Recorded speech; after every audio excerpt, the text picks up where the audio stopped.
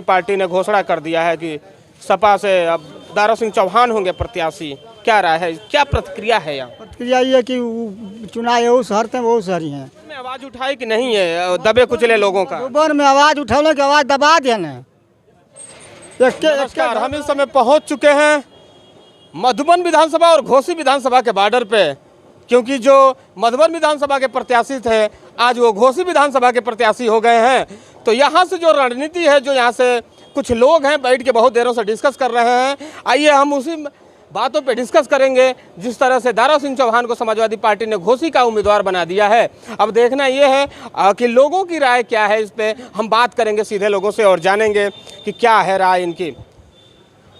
जो कल मधुबन विधानसभा में प्रत्याशी थे, आज वो घोसी विधानसभा के प्रत्याशी हो गए हैं। क्या कहना चाहते हैं आप? भाई घोसी विधानसभा के अगर सदस्य बने हैं तो हम तो मधुबन की बात करते हैं, घोसी के विषय में कुछ नहीं बता पाऊंगा। नहीं, क्या लगता है जिस तरह से घोसी में उनका कार्यकाल कैसा रहा? कार्यकाल का मतलब जिस तरीके की समय राजनीति चल रही, दारा सिंह चुनाव जीतेंगे। चुनाव जीतेंगे? रीजन क्या है? देखिए, सारी समस्याएं हमारी आगे जातिगत समीकरण पर वोटों का डिस्ट्रीब्यूशन हो रहा है।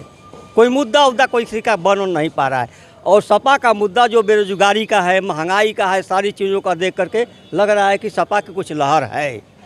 कुछ लहर है। नहीं लगता आपको कि उसी लहर के वजह में उन्होंने पलटी मार दिया था यहाँ से?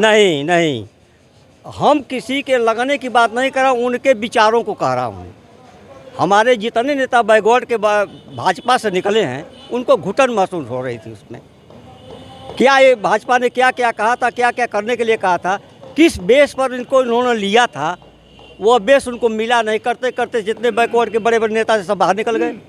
पर जो कुछ नेता थे जो बैकवर्ड के नेता थे, वो बहुत पहले ही बीजेपी से अपना नाता तोड़ दिए थे और बाहर हट गए थे। ये 5 सालों तक रहे फिर भी पार्टी के साथ। अब क्या लगता है? जिनके पास जैसे सहने की क्षमता थी, जैसे मैं अनुप्रिया पटेल की बात करता हूँ, वो बैकवर्ड की हिमायती लगती हैं और उनका मैंने संसद में बहुत ज़बरदस्त स्टेटमेंट पढ़ा था बैकवर्ड के फेवर में, और उन्होंने जो स्टेटमेंट दिया तो उसका रिजल्ट वो भोग ली। वो कैबिनेट मंत्री होने वाली थी, कैबिनेट मंत्री नहीं हो पाई।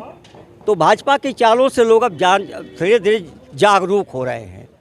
जागरूक हो रहे हैं। आइए दादा, इनसे भी बातें करें और जानते हैं कि आप यही हैं बस जो भी बोलना था। एक दादा हैं, इनसे भी बातें करें और जानें कि आपसे पूछ रहे हैं हम कि दारा चौहान जी को यहाँ से टिकट मिल गया है घोसी विधानसभा क्षेत्र से, कैसे प्रत्याशी रहेंगे ये?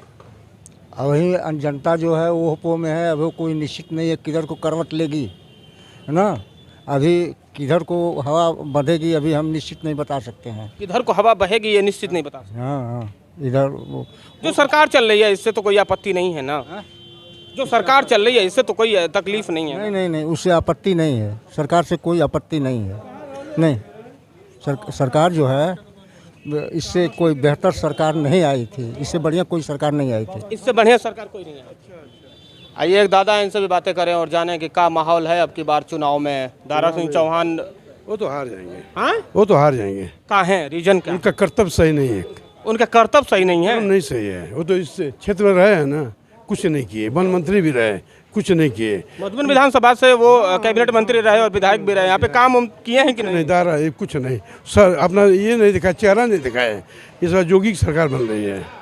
तो फिर इनको समाजवादी पार्टी कैसे प्रत्याशी बना दी है? कैसे बना दिया? जमानत जब्त है, उनकी जमानत जब्त है। हाँ, इस बार हाँ। लेकिन यहाँ पर जो है योगी की सरकार बन रही है, डंके की चोट से बन रही है। बहुत बढ़िया सरकार बनेगी उनकी, बहुत। योगी सरकार जी बनेगी? जी। क्या नाम है आपका? सुरेश मदेसिया जी हैं। आइए एक चाचा भी हैं, इनसे भी बातें करें और जानें कि क्या है माहौल अब की बार। बहुत अटकलें लगाने के बाद, कयास तो बहुत लगाए जा रहे थे, चर्चाएं बहुत हो रही थी जिस तरह से दारा सिंह चौहान जी को यहाँ से टिकट दे देना। क्या लगता है आपको इस बार से समाजवादी पार्टी की जो ने गेम खेला है ये सफल होंगे? नहीं, गेम खेला है, संघर्ष होगा, लेकिन अभी भाजपा और बसपा के जो कैंडिडेटों का जो ये क्लियर नहीं हुआ है अभी एक तरह से, तो अभी कुछ कहना बड़ा मुश्किल है। संघर्ष ज़बरदस्त होगा। संघर्ष बहुत ज़बरदस्त। हाँ, और हो सकता है कि जो आशा लगाए थे लोग सभा में ही कि हमको मिल जाएगा, तो वहाँ भी गुणागणित हो सकती है। हाँ, क्योंकि दाव तो वो सभी खेल रहे हैं अपना। खेल रहे हैं तो अंदर भी गुणागणित हो रही है, हो सकती है कि हमको नहीं मिल जाएगा, समझ रहे हैं ना। जी जी। तो हम जीत के लिए श्योरिटी नहीं कर सकते हैं, संघर्ष होगा। लेकिन कार्यकाल कैसा रहा इनका? मधुबन और घोसी की बात कर ले, बिल्कुल सटा हुआ है। इनका कार्यकाल कैसा रहा? सुनी हुई बात हम कर रहे हैं, हम गए नहीं हैं। जो वहाँ लोग बताते हैं कि न ये कभी भी 5 साल के दरमियान न किसी गांव में गए, है ना, न गरीबों का सुख दुख लिए वहाँ। वो लोग बता रहे थे, रिश्तेदारियाँ हैं, तो वहाँ की जनता थोड़ा आक्रोशित है, इसलिए इनको यहाँ चुन लिया। क्या लगता है अगर मान लीजिए कि बहुत बढ़िया अगर स्थिति रहती तो सपा वहीं से टिकट दे देती उनको, वहीं से लड़ते चुनाव। यहाँ से आप वहाँ से क्यों नहीं लड़ते? क्यों नहीं आप वहाँ से लड़े? वहीं से सपा उनको दे देती चुनाव, वहीं से लड़के जीत जाते। चौहानों का एक वोट भी खास है, चौहान लोगों का। यहाँ क्यों आ गए? तो कहीं ना कहीं इस बार नाराजगी है इस बात? कहीं ना कहीं वहाँ नाराजगी है, ये दर्शाता है। दादा है, अब का माहौल भाई अब की बार चुनाव का? दारा सिंह चौहान ने तो पलटी मारे थे और टिकट भी मिल गया। हम तो यही जनता से अपील करेंगे कि दल बदलुओं को एकदम हरा के यहाँ से और सीधे घर भेज दें। घर भेज दें? घर भेज दें, हाँ। एक ही बस है चारा? बस एक ही चारा है। स्वच्छ छवि जिसकी भी हो उसको जिताए। अब की बार केकर सरकार बनेगी यहाँ पे?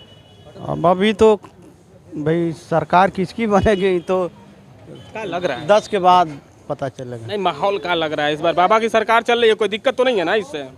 बाबा की भी सरकार वही है, घालमेल वाली। घालमेल वाली? हाँ, ठीक नहीं। ठीक नहीं है। पार्टी ने घोषणा कर दिया है कि सपा से अब दारा सिंह चौहान होंगे प्रत्याशी।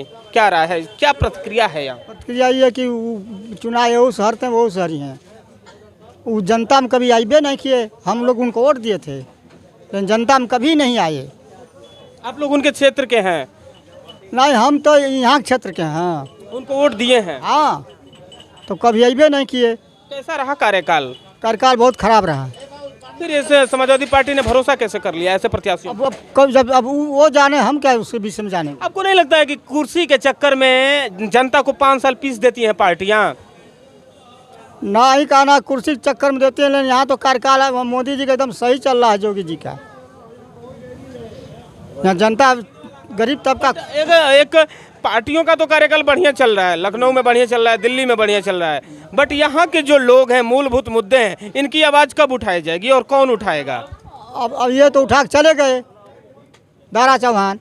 अब नया देखिए कौन आता है, तो सब जनता देखेगी, उसको वोट देगी, जो उस लायक होगा उसको करेगी। मधुबन में आवाज़ उठाई कि नहीं है दबे कुचले लोगों का? मधुबन में आवाज़ उठौने की आवाज़ दबा दिया ना, एक उनके कहा दूसरा आदमी हमें